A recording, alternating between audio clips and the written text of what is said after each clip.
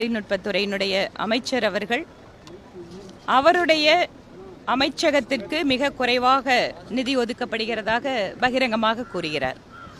அது மட்டுமல்ல, அசாதாரணமான நிலை அப்படிங்கிற ஒரு வார்த்தையும் பயன்படுத்துகிறார்.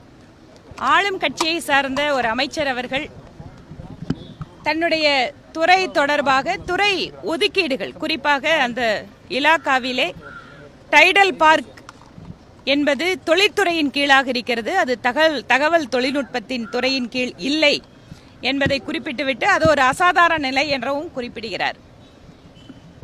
இதில் நாம் ரெண்டு விஷயத்தை பார்க்கணும். ஒன்று, ஆளும் கட்சியினுடைய அமைச்சர் ஒருவர் நேரடியாக வெளிப்படையாக தன்னுடைய துறை சரியாக அந்த இடத்துல நிதி இல்லை அப்படின்னு சொல்றது, எந்தெந்த மாதிரி துறைகள் தகவல் தொழில்நுட்பத்தோடு இணைந்தால் அந்த துறை மேம்படுமோ அது இங்கு நடக்கவில்லை என்பது அந்த அமைச்சர் சொல்கின்ற பதிலை வைத்தே நாம புரிஞ்சுக்கலாம். இன்னும்